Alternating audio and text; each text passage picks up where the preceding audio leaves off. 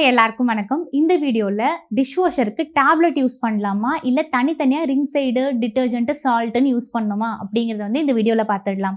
So இந்த டேப்லெட்டை பொறுத்த வரைக்கும் யாருக்கு ஒர்க் ஆகும் யாருக்கு ஒர்க் ஆகாது அப்படிங்கிறதையும் நான் வந்து சொல்லிடுறேன். வீடியோக்குள்ளே போகிறதுக்கு முன்னாடி ஃபர்ஸ்ட் இந்த சால்ட்டு ரிங் சைடு அதே மாதிரி டிட்டர்ஜென்ட் என்னென்ன வேலை பண்ணுது அப்படிங்கிறத வந்து பார்த்துடலாம்.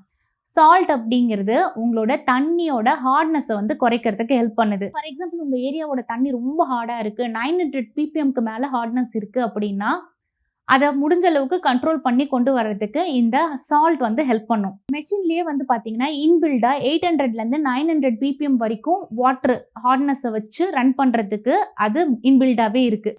900 ppmக்கு மேலே போனால் தான் உங்களுக்கு வந்து சாஃப்ட்னர் போட்டுட்டு மெஷினை ரன் பண்ணுற மாதிரி இருக்கும்.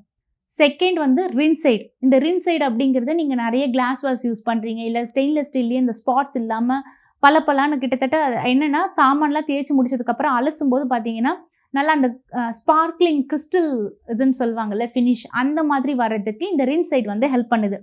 டிட்டர்ஜென்ட் அப்படிங்கிறது வந்து நம்ம விம் லிக்விடோ இல்லை சாமான் தேய்க்கிறதுக்கு யூஸ் பண்ணுற சோப் மாதிரியோ தான் அதோட வேலையை அது பார்க்க போகுது. ஸோ இதுதான் இதோட வேலைங்க. இப்போ இது மூணுத்தையும் கம்பைன் பண்ணி டேப்லெட்டாக ஒரு ஃபார்ம் வருது.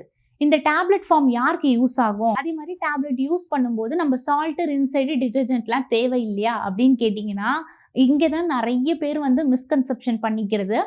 டேப்லெட் அப்படிங்கிறது ஒரு பேசிக்கான ஒரு விஷயம் தான். அதில் ஒரு standard amount of rinse aid detergent and salt வந்து கொடுத்துருக்க ஒரு காம்பேக்ட் பேக்.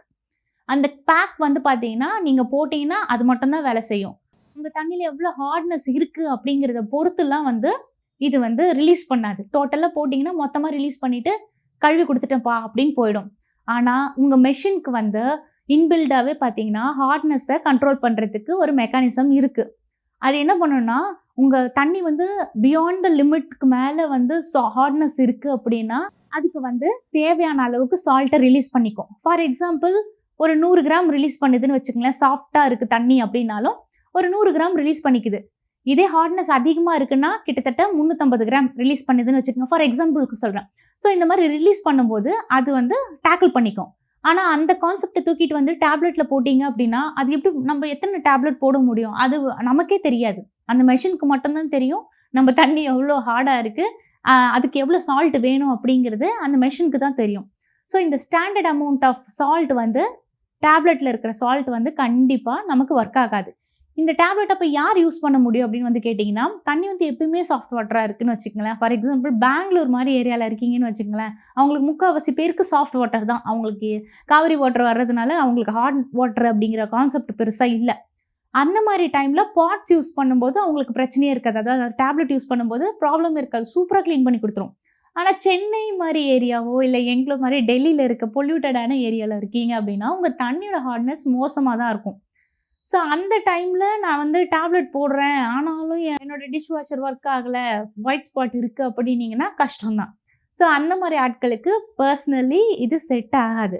அதே மாதிரி ரின்சைடுமே அவ்வளோதான், எவ்வளோ வேணுமோ அதுக்கேற்ற மாதிரி எடுத்துக்கும். 1 ml வேணும்னா 1 ml எடுத்துக்கும். மேபி நாளைக்கு வந்து ரொம்ப மோசமாக இருக்குது தண்ணி அப்படின்னா 2 ml எடுத்துக்கும். அந்த மாதிரி அதுவே ஆட்டோமேட்டிக்காக அது ரிலீஸ் பண்ணிக்கும். ஸோ அந்த இடத்துல ஸ்டாண்டர்ட் அமௌண்ட் வந்து ஒர்க் ஆகாது. அகெயின் நீங்கள் வந்து டேப்லெட் யூஸ் பண்ணலாமா இல்லை வந்து தனித்தனியாக யூஸ் பண்ணலாமா அப்படின்னு கேட்டிங்கன்னா என்னோட அட்வைஸ், நீங்கள் வந்து ரொம்ப ஹாட் வாட்டராக இருக்கிற ஏரியாவில் இருக்கீங்க அப்படின்னா நீங்கள் தனித்தனியாக யூஸ் பண்ணுறது தான் பெட்டர். என்ன தான் பெங்களூர் ஏரியாவில் இருக்கிறவங்க டேப்லெட்டை யூஸ் பண்ணாலுமே எப்பயுமே சால்ட்டை வந்து ரீலோட் பண்ணிக்கிட்டே தான் இருக்கணும். சால்ட் இல்லாமல் அதை ஓட்டவே முடியாது. வெறும் டேப்லெட்டை மட்டும் போட்டு டிஷ்வாஷரை ஓட்ட முடியாது. ஸோ டபுள் த எக்ஸ்பென்சிவ் தான். அதுக்கு பெட்டர் நீங்கள் வந்து இதை அவாய்ட் பண்ணிவிட்டு தனித்தனியாக டிட்டர்ஜென்ட் சால்ட் ரின்சைடுன்னு போட்டிங்க அப்படின்னா நல்லாவே மெஷின் ஒர்க் ஆகும், எந்த பிரச்சனையும் இருக்காது. இது என்னோட எக்ஸ்பீரியன்ஸ். ஏன்னா எனக்கு வந்து இது மாதிரி தான் ஆச்சு. ஃபஸ்ட்டு எனக்கு வந்து 2 சாம்பிள் பாட் வந்து கொடுத்துருந்தாங்க. பட் அது நான் யூஸ் பண்ணும்போது எனக்கு சாட்டிஸ்ஃபேக்ஷனாகவே இல்லை. ஃபஸ்ட்டு 2 முறை இன்ஸ்டால் பண்ணிவிட்டு அன்னைக்கு மறுநாள் அந்த 2 சைக்கிள் ஓட்டும்போதே ஏண்டா வாங்கணும் டிஷ்வாஷரு அப்படின்ற மாதிரி தான் நான் ஃபீல் பண்ணேன். அதுக்கப்புறம் தான் தெரிஞ்சது இல்லை இதுதான் மிஸ்டேக்கு, நமக்கு வந்து ஹாட் வாட்டராக இருக்கிறதுனால இந்த டேப்லெட்ஸ் நமக்கு செட் ஆகலை அப்படின்னு வந்து எங்களுக்கு தெரிஞ்சுது.